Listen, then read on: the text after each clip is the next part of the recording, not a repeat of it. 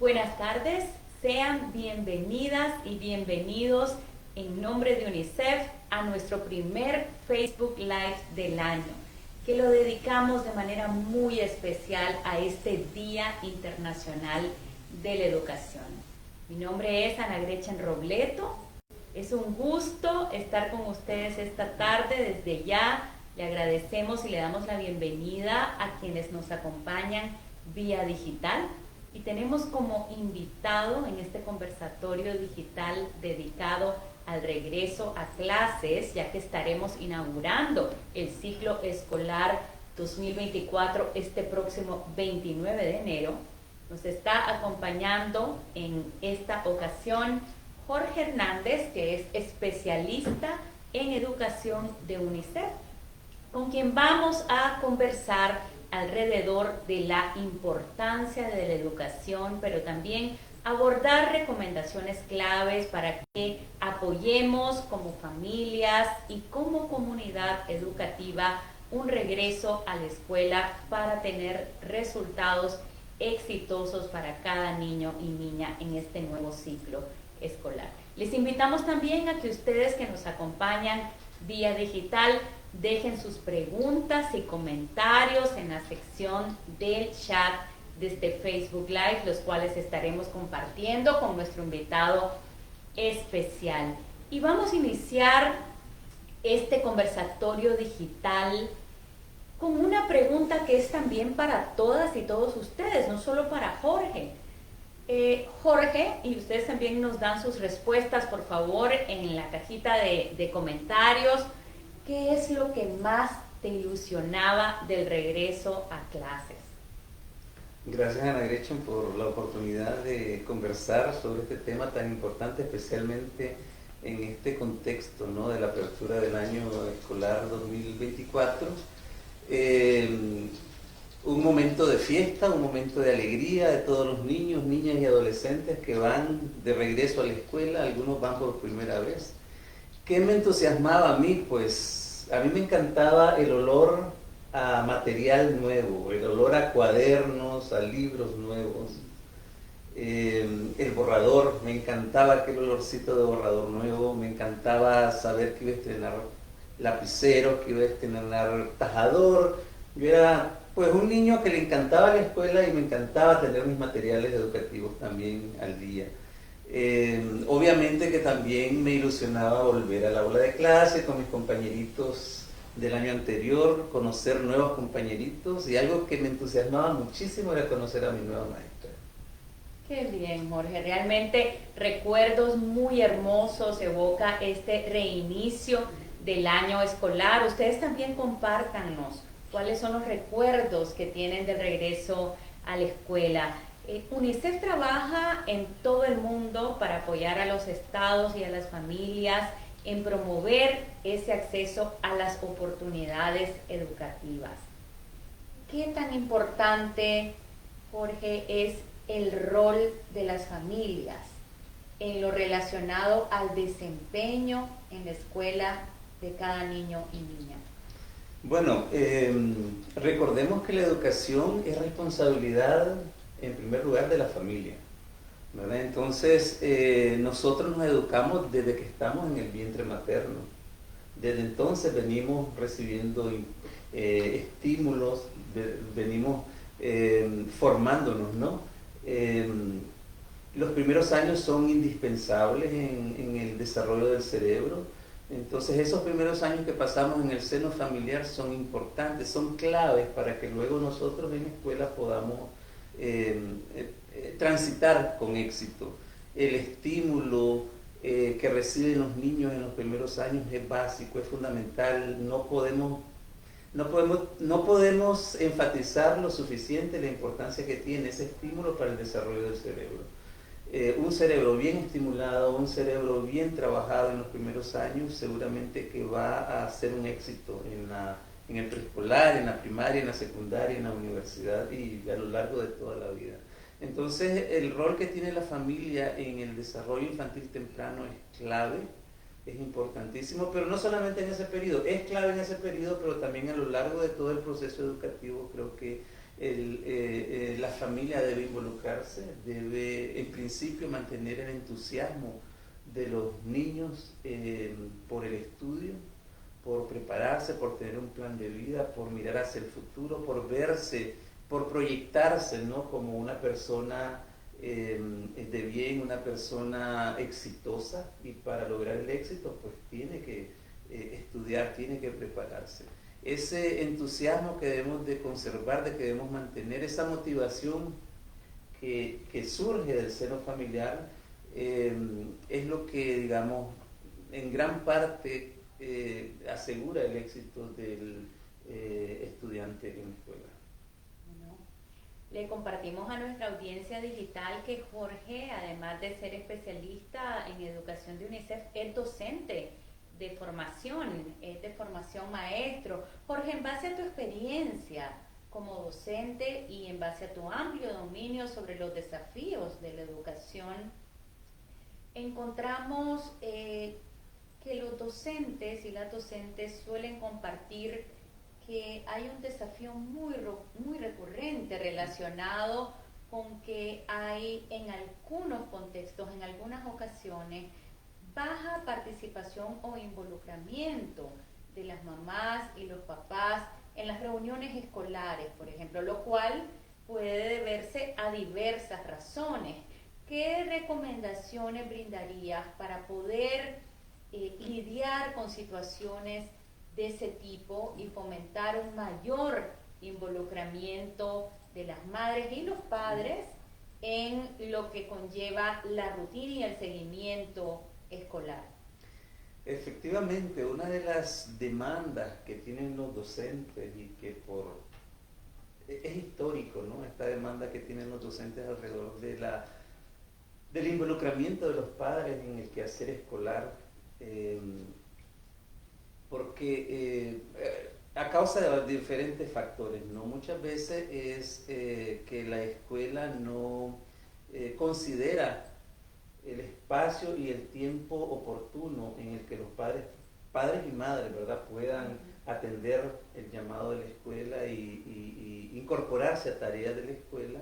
Y bien puede ser también la falta de disponibilidad que tienen los padres y madres por las múltiples tareas que asumen, ¿no?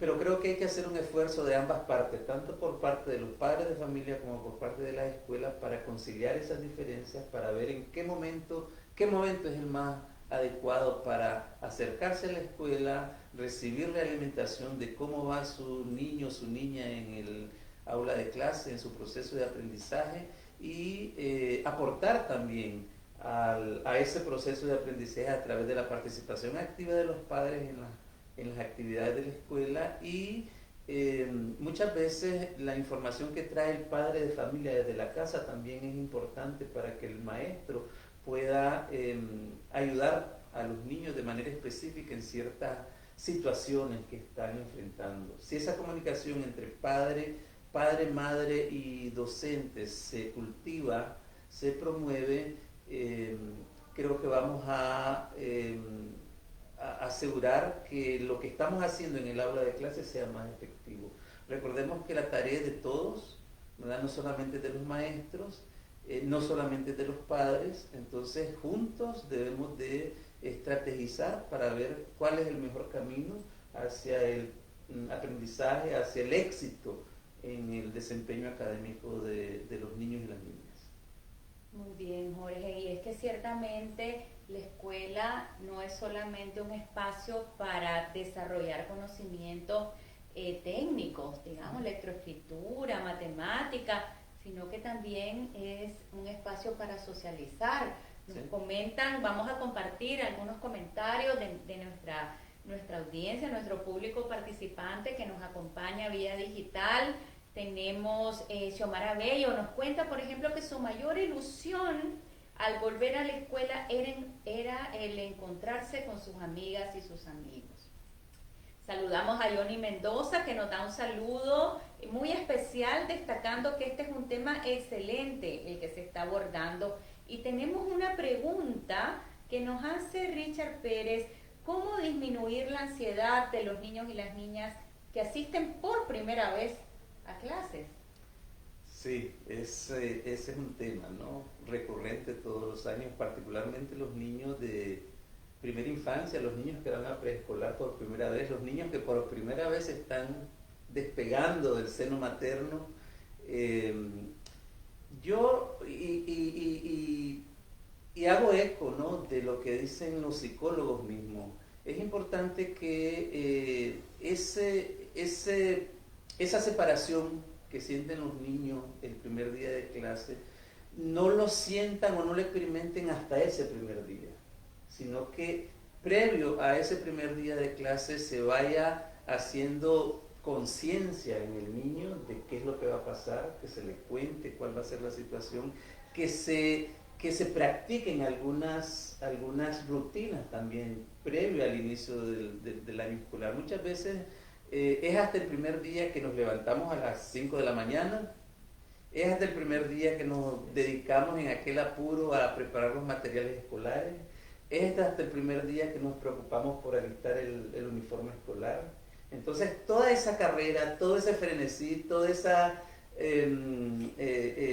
actividad puede también influir en el estado de ánimo de los niños. Si lo hacemos con tiempo, si vamos preparando al niño con tiempo sobre lo que va a pasar, si vamos desarrollando estas prácticas de levantarse temprano, de preparar sus útiles, de jugar a la escuela, de hablar de la maestra, de hablar de las nuevas experiencias que va a tener el niño en el preescolar de manera específica, lo va a preparar para ese primer día de clase. No aseguramos de que el niño sienta ese desapego inmediato, ¿no?, y que de repente pueda llorar. Si eso ocurre, pues paciencia, ¿verdad? Estoicismo por parte de los padres, porque el niño pues eventualmente va a adaptarse. Y aquí un rol muy importante juegan los maestros, ¿no?, que reciben a los niños. Los maestros entienden esta situación, deben entender esta situación y deben ser bien comprensivos y atender estas crisis también de manera muy asertiva. Excelente, Jorge, excelentes consejos, y aprovechamos para dar un saludo a nuestra comunidad digital que sigue muy activa en el chat. Saludamos especialmente a Cristina Esteva Robleto, que está conectada y compartiendo sus comentarios, a Evelyn Miranda, que nos comparte que es muy importante la motivación que se da no solo a los niños y las niñas, sino también a las y los jóvenes. Ciertamente es un grupo, un segmento que también necesita mucho apoyo, acompañamiento, y recomienda el acompañamiento de las personas tutoras, que considera que es fundamental en esta etapa. A Maricela Larios le hacía muchísima ilusión regresar a la escuela porque iba a estrenar uniformes y a ver a sus amigas. Johnny Mendoza te pide, Jorge, que nos des consejo sobre cómo disminuir esa presión que puede haber de parte de algunas madres y algunos padres en relación al rendimiento académico, a esperar esa excelencia. ¿Cómo conciliar esas expectativas con la realidad, con los desafíos que enfrentan las niñas y los niños, pero a la vez motivarles a que den lo mejor? Claro, claro. Desafortunadamente los sistemas educativos todavía se manejan con sistemas evaluativos que no se aplican a nuestra realidad. Entonces siempre estamos pensando en el 100, siempre estamos pensando en el 60, que no es bueno, siempre estamos pidiéndole a los niños que saquemos del 90 para arriba. Y bueno, porque ese es el sistema evaluativo que tenemos, ¿no?, a nivel mundial todavía instalado en los sistemas educativos. Hasta que eso no cambie, hasta que las evaluaciones no se centren más en números y en adquisición de conocimientos técnicos como los planteaba vos, sino que en el fomento de los valores humanos, vamos a tener que lidiar con esa norma, ¿no? Yo el consejo que doy es que debemos de crear un ambiente armonioso en el hogar y en la escuela para poder asegurarnos que el proceso de enseñanza es efectivo. No, no aprendemos cuando estamos bajo presión. Esa es la regla general. Habrán algunas excepciones, ¿verdad? Habrá gente que diga, pues yo aprendo cuando estoy bajo presión, pero la verdad es que el aprendizaje no debe ser coercitivo, no debe haber presión para poder aprender.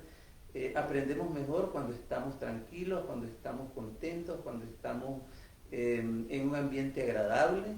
Y yo creo que eso es lo que debe privar, ¿no? Que tanto los maestros como los padres de familia procuremos de que el ambiente de aprendizaje en el que se desenvuelven los niños sea el más óptimo. Jugar, socializar, poner en práctica los valores sociales, los valores humanos. Creo que es la mayor ganancia de un sistema educativo. Formar al ser humano en sus valores es lo que realmente cuenta, y eso no lo calificamos. Entonces, no nos estresemos por las notas, ¿verdad? Obviamente que sí hay que procurar que el contenido se asimile, ¿verdad? Que los niños se aprendan las tablas de multiplicar, que los niños aprendan a leer sin cancanear, pero que lo hagan en un ambiente relajado, en un ambiente armonioso. Eso es lo que va a asegurar el éxito. Bien, Jorge, en esa línea de lo que mencionas sobre la importancia de fomentar un espacio, un entorno de aprendizaje estimulante y seguro, quisiera compartirte una pregunta relacionada a un desafío que tristemente es recurrente en toda la región, y es que regresar a la escuela, si bien representa una gran oportunidad para desarrollar conocimientos y habilidades, también pueden haber situaciones en las que un niño o una niña o adolescente sufra una situación de bullying. Y también puede haber una situación en la que como familia tengan una hija o un hijo que ejerce bullying.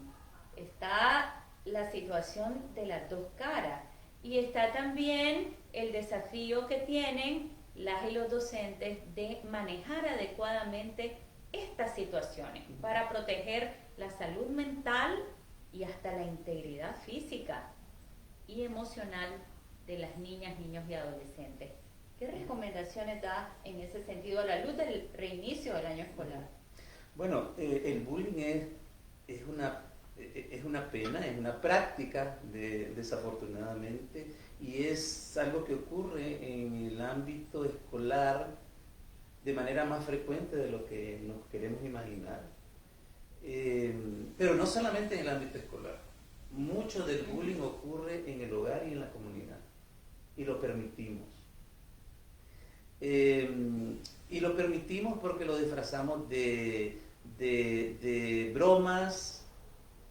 Es interesante que los mismos niños han convertido la palabra bullying en burling. Imagínate, porque sí tiene mucha relación con las burlas que le hacemos a los otros por cualquier cosa, porque sean diferentes, porque tienen el pelo largo, porque tienen el pelo corto, porque tienen un color de piel oscuro, porque tienen un color de piel muy claro. O sea, siempre las diferencias son objeto de burla.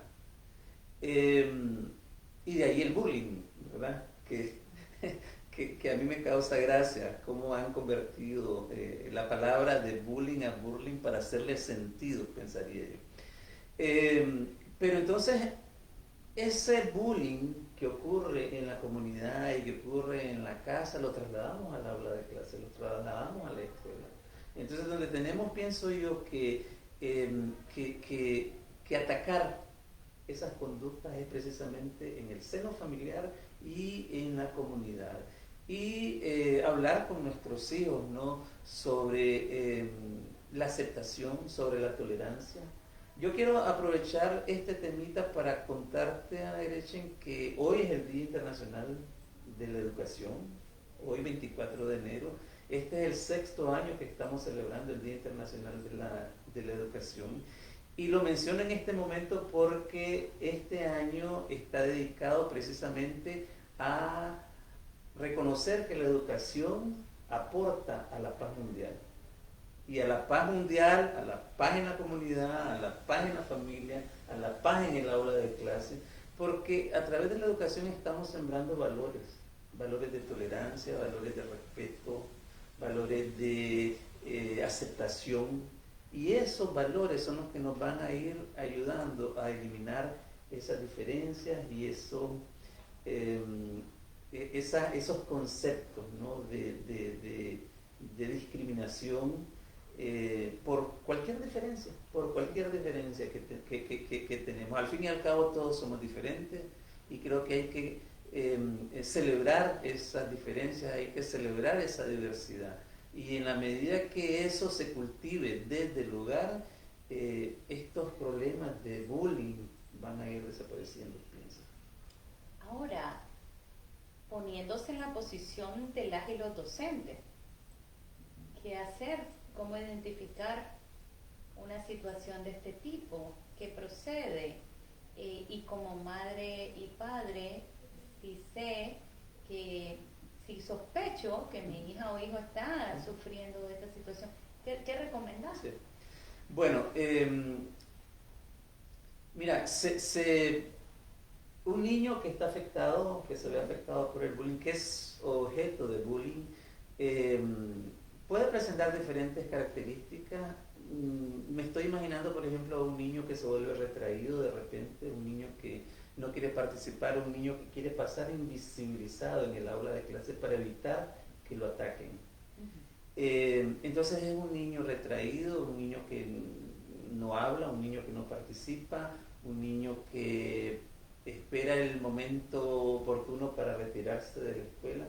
Vemos que es un niño que no está disfrutando el proceso educativo en el aula de clase.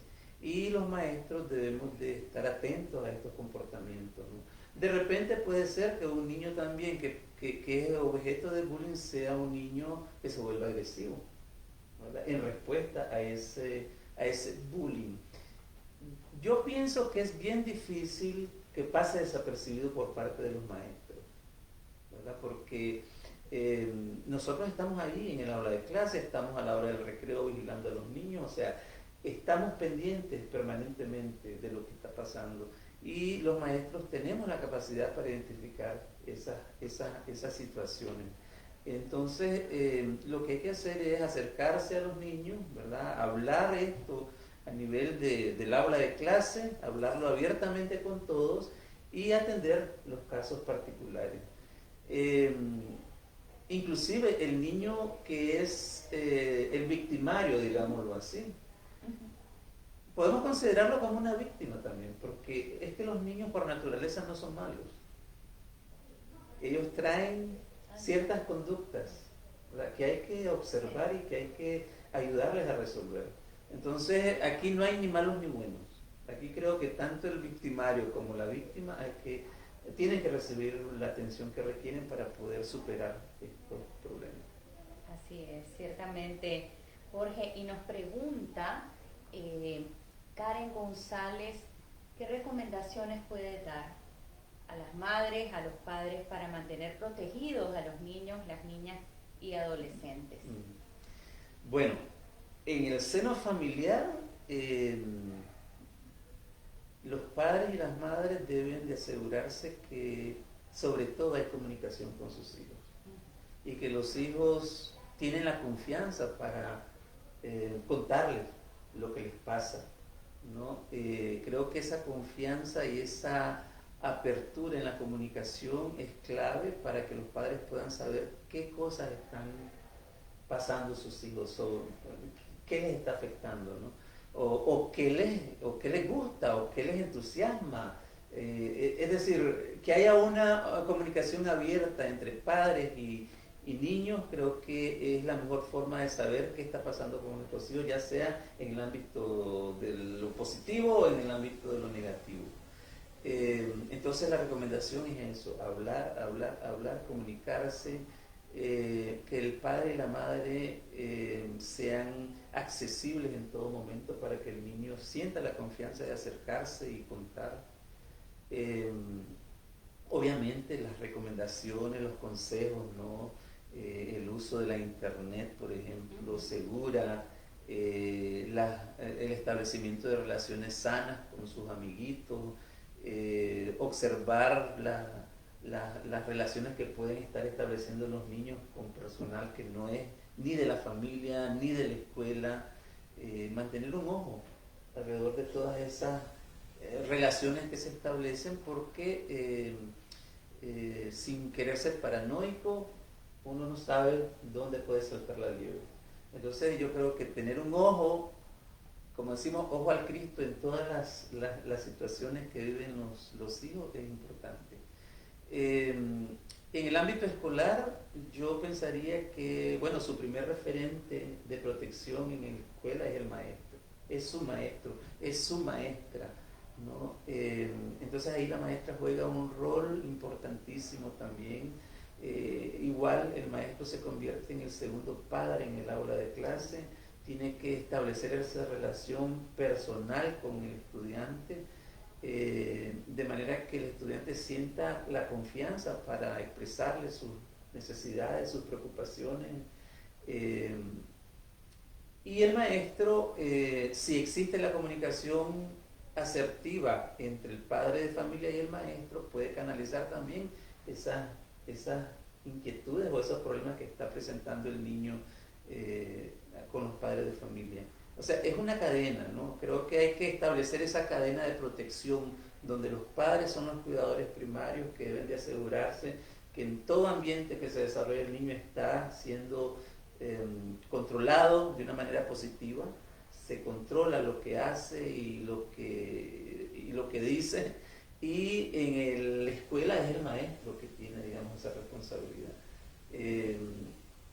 Entonces, asegurando esa cadena de protección, creo que podemos evitar muchos casos desafortunados. Ciertamente, Jorge, y es que este regreso a clases tiene muchas dimensiones para analizar. Nuestra comunidad digital está muy activa. Queremos compartir un comentario que nos hace Evelyn Miranda, que se conecta con una pregunta que nos hace en el chat Vanessa Pichardo. Nos dice Evelyn que hay una presión económica también detrás del regreso a clase, por todos los gastos que puede implicar para las familias. Sí. También el esfuerzo físico, ¿no? Lo mencionabas al inicio, levantarse ya muy temprano, en la madrugada. Hay de por medio un estrés para las familias y puede haber situaciones en las que ese estrés es volcado, es transmitido a las niñas y los niños, y eso a la larga puede hacerles sentir desmotivados, se vuelve tedioso, dice Evelyn, para algunos niños y niñas volver a la escuela. Sí. Y en esa línea Vanessa Pichardo pregunta, ¿qué recomendarías a las madres, a los padres que tienen una situación en la que su hijo o hija no quiere ir a la escuela? Bueno, no querer ir a la escuela puede tener muchas causas, ¿no? Puede ser una mala experiencia en la escuela, puede ser su negativa de entrar a un régimen, a una cierta rutina, ¿verdad? Y de nuevo, vuelvo al tema, esto lo tenemos que ir preparando con anticipación. De repente tener un domingo relajado y una noche larga viendo televisión porque es el último día de las vacaciones y le queremos sacar el jugo a ese último día, y al día siguiente los niños amanecen agotadísimos, ¿con qué ganas van a ir a la escuela? Entonces ya días anteriores tenemos que ir pensando que ese niño tiene que estar preparado para ir a la escuela, tiene que estar preparado para aguantar esa levantada tempranito, esa bañadita tempranito. Entonces con acciones parecidas en días previos tenemos que irnos preparando. Yo creo que también la familia está llamada a invertir en la educación y para eso hay que también planificarlo. Entonces, para el comentario de Evelyn de que los gastos escolares también significan un estrés y de repente un estrés que los niños pueden experimentar también, porque de repente se dan cuenta que los papás, las mamás andan preocupados porque cómo les van a garantizar sus útiles escolares a los niños. Entonces, esto hay que hacerlo con anticipación también. O sea, si tuvimos un aguinaldo en noviembre, porque ahora ya no se da en diciembre, se da desde noviembre, entonces ¿cuánto porcentaje de ese aguinaldo ya lo vamos guardando para los gastos escolares y no tenemos que llegar a enero después de la fiesta de Navidad sin ningún peso y luego ahora cómo resuelvo la entrada a clase? Yo creo que también es digamos, de manera muy consciente tenemos que planificar el gasto escolar para que no sea una carga, para que no sea un punto de estrés ni para los padres de familia ni para los niños.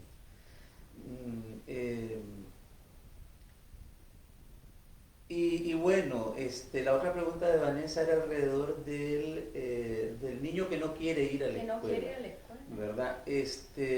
Como digo, pueden ser diferentes causas, ¿no? Yo creo que de nuevo la comunicación, el convencimiento, el trabajar con ellos, la motivación para ir a la escuela, por qué hay que ir a la escuela, por qué es bueno ir a la escuela, no solamente porque tengo que hacerlo, no solamente por... Lo peor que podemos hacer es pensar y transmitirle a los niños que la educación es como una carga, es como un peso, es como un castigo. De repente los comentarios que hacemos a nivel del núcleo familiar es que las matemáticas son difíciles. Ajá.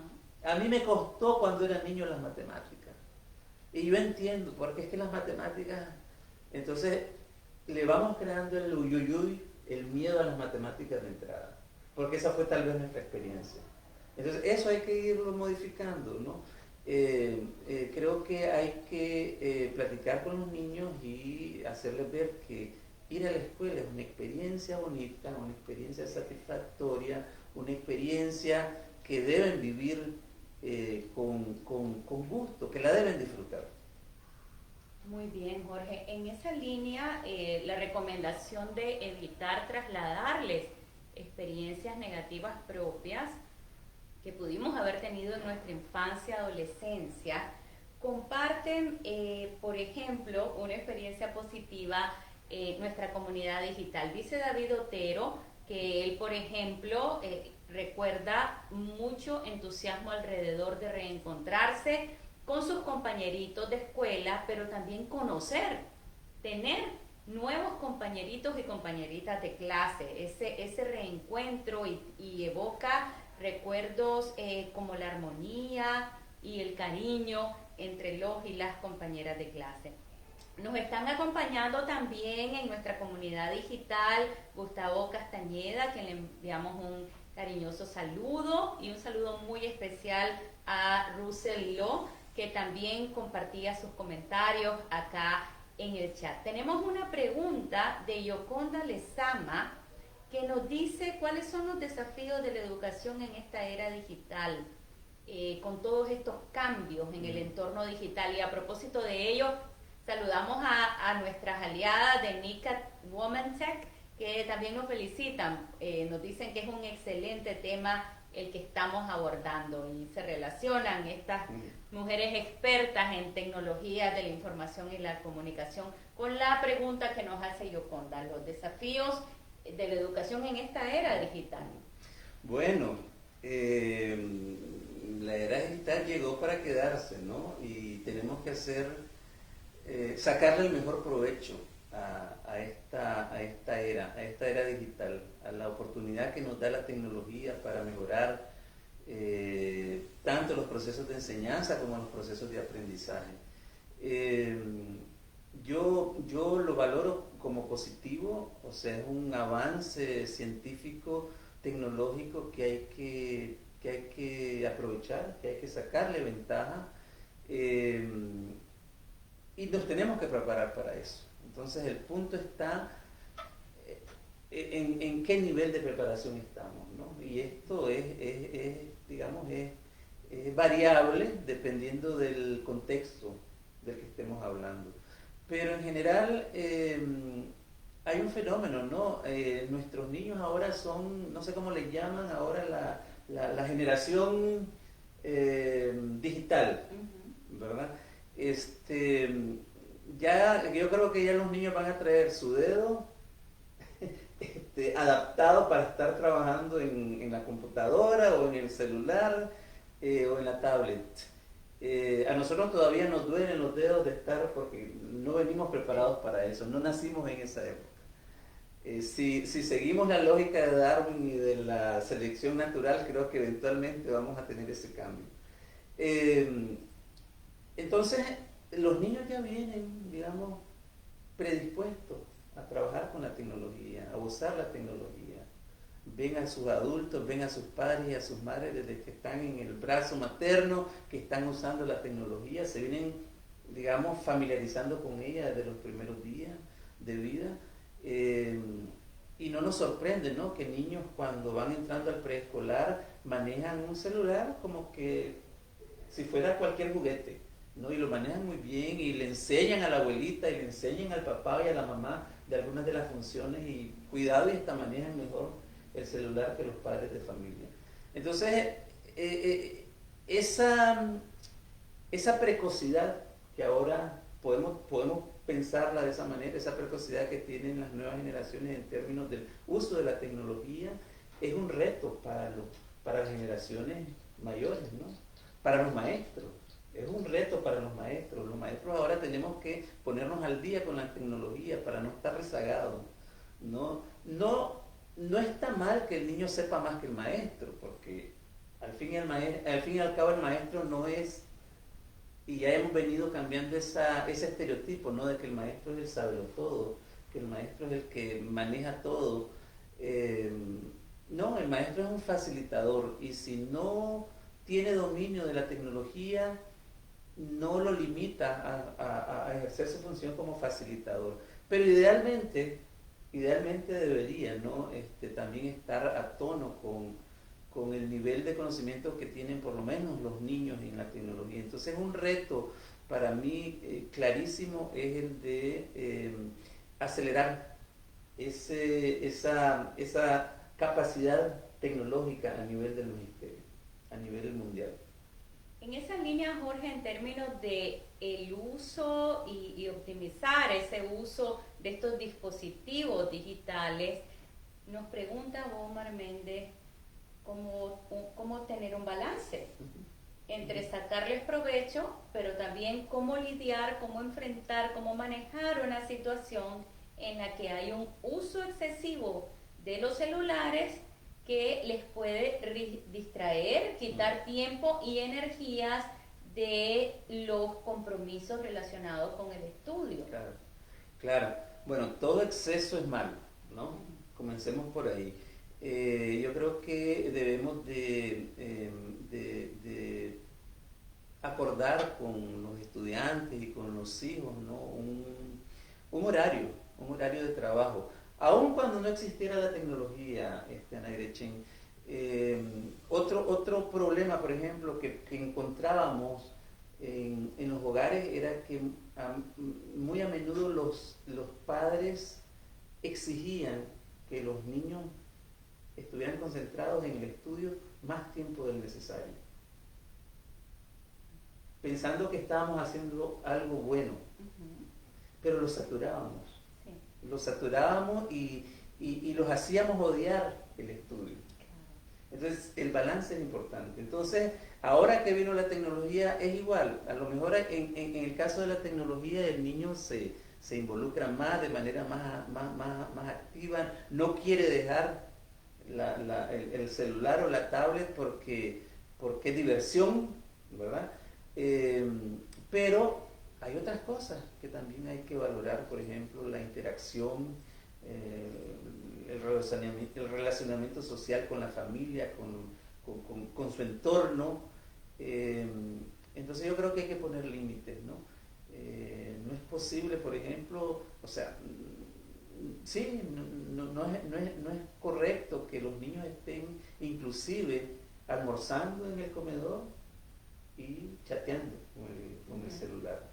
Por lo menos el tiempo del almuerzo, por lo menos el tiempo de la cena debe ser libre de tecnología, porque es un tiempo que se utiliza para compartir con la familia. Yo creo que esas cosas hay que irlas relevando y hay que irles haciendo conciencia a los niños sobre la importancia de esos espacios también, ¿verdad? Entonces, todo es negociarlo con ellos y crear una rutina, crear un horario para las diferentes actividades y con mesura. Claro. Como bien mencionabas, ahí la importancia de la comunicación y la confianza, e ir nutriendo esas relaciones sólidas. Nos hace María Delia Espinosa una pregunta muy importante, Jorge, que tiene que ver con el desarrollo infantil. Sí. La pregunta de María Delia es, ¿por qué es importante que los niños y niñas más pequeños asistan al preescolar? Bueno, ya decíamos, ¿no?, al inicio de nuestro conversatorio que el rol que tiene la familia en la estimulación temprana, en los primeros días, años, aún antes de que los niños entren al preescolar, es clave, ¿no? Porque el cerebro se desarrolla en los primeros 1000 días, si no a su máxima potencia, por lo menos en un 75% de su potencial. Y eso se debe a los estímulos que recibimos en esos 3 primeros años. Entonces, la estimulación temprana es básica para preparar a los niños para el curso escolar. El preescolar, que ya comprende de los 3 a los 5 años, es una continuación de esa estimulación. Nada más que ya en esos 3 años o 2 años, 3 años de preescolar, ya se va preparando al niño para la primaria, para la educación primaria, para poder el niño estar preparado a la rutina de los estudios en la primaria. Y obviamente que esto se hace de una manera muy paulatina, muy escalonada, esa preparación hacia la primaria, y se hace principalmente a través de la lúdica, a través del juego. Entonces los niños sí al preescolar llegan a jugar, y es bueno que lleguen a jugar, y es bueno que lleguen a socializar, ¿verdad? Porque esas cosas son las que lo van a preparar para la primaria. Muchas veces los padres dicen, no, el preescolar no es importante porque solo los ponen a jugar, a cantar y a dibujar. No van a aprovechar el tiempo. Porque ya el padre piensa que desde los 3 años, si va a la escuela, podría empezar a conocer las letras y aprender a leer y escribir. Pues no hay que quemar etapas, ¿verdad? De los 3 a los 5 años el niño debe jugar, debe pintar, debe cantar, debe aprender a socializar, porque viene de un entorno familiar donde él era el centro de la atención, donde él era, digamos, el reycito de la casa, y pasa a un aula de clase en preescolar donde tiene que compartir con 30, 20, 25 niños, y donde él no es la prioridad, sí, y donde él tiene que aprender que otros también merecen atención, y hay que escuchar a los otros, y hay que compartir con los otros. Entonces, esa etapa es importantísima en preparación a la primaria, ¿no? Igual se vienen desarrollando capacidades, se viene lo que nosotros como docentes llamamos la motora fina, que es manejar el lápiz de color, saber pintar sin salirse de la rayita. Eso es importantísimo para después aprender a escribir. Porque en la medida que yo desarrollo esa motora fina a través del juego y a través de la pintura, estoy preparando mis dedos para después agarrar ese lápiz, que no crean, tiene su ciencia agarrar ese lápiz, ¿verdad? Entonces, sí, por todas esas razones es importantísimo el preescolar. Es tan importante, Jorge, que incluso hay un Día Internacional del Juego, ¿Sí? el 28 de mayo, para relevar la importancia del juego como una herramienta, como un medio para aprender, para desarrollar habilidades elementales como las que ya compartías. Tenemos otra pregunta y es te he dicho que nuestra comunidad digital está súper activa y es de Montenegro Celedón, que nos pide que le des recomendaciones a las madres, padres, docentes para poder fomentar lo que hemos venido mencionando a lo largo del conversatorio, esa comunicación, esa confianza, esas relaciones sólidas, esa conexión entre los distintos actores de la comunidad educativa. ¿Qué herramientas hay? ¿Qué métodos? ¿Qué prácticas podemos implementar para que sea una comunidad educativa unida, fuerte, que realmente sirva como soporte para un año escolar exitoso? Bueno, yo pensaría que en principio tratar de eliminar todos los estereotipos que tenemos. De que la escuela es, por ejemplo, de que la escuela es la encargada de la educación de mis hijos. Y que yo no tengo nada que ver ahí, o muy poco que ver. Que el maestro es la autoridad y que no, él es la autoridad y no se le puede decir nada, ¿verdad? Que el maestro tiene la última palabra. O que el maestro no es bueno, ¿verdad? Porque sí hay, se encuentra de repente, ¿no?, mucha fricción entre los padres de familia y los maestros por diferentes razones, o a veces por cuestiones de carácter, a veces por cuestiones a lo mejor coyunturales, por esos prejuicios tal vez que trae consigo el hecho de ser diferente. Entonces yo creo que eso, si lo vamos reduciendo, si lo vamos eliminando, nos va a permitir ese acercamiento que se requiere de la familia con la escuela. Por parte de la familia yo diría romper esos estereotipos, y por parte de la escuela derribar esas paredes que de repente la escuela construye, y no hablo de paredes físicas, pero sí de esas paredes invisibles, donde se piensa que el padre de familia llegó hasta la puerta de la escuela y ya más adelante no tiene nada que decir. Creo que la escuela tiene que estar abierta a recibir a los padres de familia, a escucharlos y a tomar sus recomendaciones para mejorar los procesos y que los padres se sientan apropiados, ¿no?, del proceso de enseñanza-aprendizaje también. Las mejores prácticas, por ejemplo, en comunidades educativas es cuando los padres mismos son parte del proceso de enseñanza-aprendizaje de los niños. Los maestros identifican a X y Y padres de familia que lleguen inclusive a contarle a los niños cómo se hace el pan, cómo se hace una tortilla, cómo se hace X alimento, o al carpintero de la comunidad cómo se prepara un mueble, porque todos esos son conocimientos que además tiene la comunidad, tienen los padres de familia, que los podemos potenciar en el aula de clases para generar conocimiento. Entonces, digamos, una escuela modelo, una escuela que rompe esas barreras, es una escuela que incorpora a la misma comunidad para desarrollar el proceso de aprendizaje. Y para eso tenemos que estar abiertos, tenemos que romper con esos estereotipos que nos limitan. Claro, Jorge, ahora te voy a pedir que vayas a una época de tu vida no muy lejana, porque sí, nos claro. pide Cristina Esteban Robleto que des un consejo a las y los adolescentes, un consejo que te hubiera gustado que te dieran en esa época de tu vida no muy lejana, Sí. para poder tener un mejor desempeño en la escuela. A adolescentes y estudiantes, ¿qué te hubiera gustado que te recomendaran? Pues fíjate que yo creo que me hubiera gustado que de manera consciente se me hubiera hablado de un plan de vida.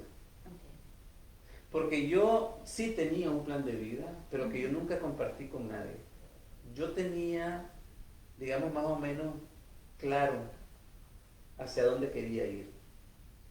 Pero era algo mío que no sabía si era correcto o si no era correcto, ¿no? Era algo que yo me planteé a partir de situaciones que me hicieron sentir vulnerable. Entonces yo quise tener claridad de hasta dónde iba a llegar y cómo iba a llegar allá. Entonces, si alguien me hubiera hablado de un plan de vida, de que existía un plan de vida, de que debíamos tener un plan de vida, de que es correcto tener un plan de vida, de que es necesario tener un plan de vida y cómo trabajar ese plan de vida, me parece que yo me hubiera sentido como un terreno más firme, ¿verdad? Y hubiera tal vez validado lo que yo había proyectado. Sé que muchos no lo hacen, muchos no logran ver su futuro claro por diferentes circunstancias, y yo creo que ahí es donde tenemos que apoyar especialmente a los adolescentes, a ver ese futuro claro, a tratar de imaginarnos ese futuro y cómo caminar hacia eso. Así es que yo pensaría, ¿no?, que una acción importante y que pueden, digamos, agradecer mucho los adolescentes. Y esto no solo es a nivel de los adolescentes, esto comienza desde que tenés conciencia realmente, ¿no? Sí. En la medida que tenés conciencia, tenés que ir ya pensando en hacia dónde vas, qué estás haciendo, quién sos y para dónde querés ir. Entonces es una constante a lo largo de toda la vida, ¿verdad? Pero ahorita mismo, en el momento en que estamos, yo pensaría que los adolescentes están pidiendo a gritos que haya alguna conducción que les permita entender hacia dónde van. Claro. Y es tan importante eso que mencionabas, Jorge, que en el marco de desarrollo positivo juvenil, uno de los grandes elementos que se destaca es la importancia de tener creencias y pensamientos positivos sobre el futuro. Sí. Es muy, muy importante, ciertamente, como bien mencionas. Tenemos acá más comentarios. Tenemos el saludo de Fran López, que nos dice importantes reflexiones antes de esta llegada a las clases. Evelyn nos dice que es importante no dejar toda la responsabilidad a los maestros y las maestras, como bien mencionabas, y dice algo que es ciertamente muy sabio, maravilloso, que es un trabajo en equipo, que involucra a maestros, maestras, padres, madres y por supuesto a las y los estudiantes. Vamos a ir despidiendo este Facebook Live y antes de dejarles con la reflexión final de nuestro invitado especial Jorge Hernández, queremos invitarles a ver y compartir un video que de manera muy especial ha preparado nuestra voluntaria del voluntariado UNICEF UNICA, Melissa Chavarría. Ella es estudiante de medicina en la UNICA y a partir de un material didáctico desarrollado por UNICEF, ella y grabó un video con 10 recomendaciones para madres y padres en este regreso a clases. El video se compartió como preámbulo al Facebook Live. Les invitamos, si no lo han visto, a que lo vean y a que lo compartan para ampliar el alcance de esas recomendaciones. Jorge, vamos a cerrar con tu reflexión final. ¿Cuál es el llamado que hace UNICEF en este Día Internacional de la Educación y en este nuevo ciclo escolar 2024? Claro. Bueno, el llamado que hacemos es de que todos los actores involucrados en la educación, en asegurar el derecho de la educación para niños, niñas y adolescentes, trabajemos en función de cultivar los valores de la tolerancia, los valores del respeto. Pensamos que en la medida que las nuevas generaciones se eduquen y cultiven estos valores, vamos a fomentar, vamos a ir procurando un mundo más armonioso, libre de violencia, particularmente en estos tiempos no tan convulsos, de tantas guerras y tantos conflictos armados alrededor del mundo. La educación recobra una relevancia grande en la promoción de valores que nos permitan fomentar sociedades más tolerantes, sociedades libres de violencia. Y bueno, esto tiene que ser en un ambiente de alegría, un ambiente armonioso, un ambiente de regocijo, es una fiesta. El arrancar el nuevo año escolar es una oportunidad que ahora, después de una pandemia que nos confinó por 2 años y viendo, ¿no?, tantas sociedades y tantos niños alrededor del mundo que no tienen la oportunidad de ir a la escuela, nosotros la tenemos aquí en Nicaragua. Hay que aprovecharla, hay que celebrarla y hay que hacer de este proceso de aprendizaje que arranca el lunes próximo un proceso alegre para los niños. Recuerden que se aprende mejor cuando estamos contentos.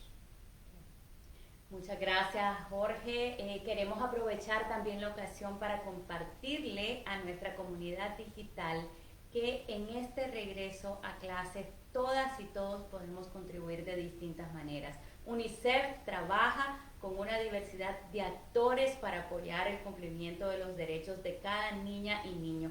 Y actores muy importantes en estos esfuerzos son sin duda las empresas. 2 de las principales empresas de telecomunicaciones del país, tanto Tigo como Claro, se han unido a UNICEF en este inicio del nuevo año escolar.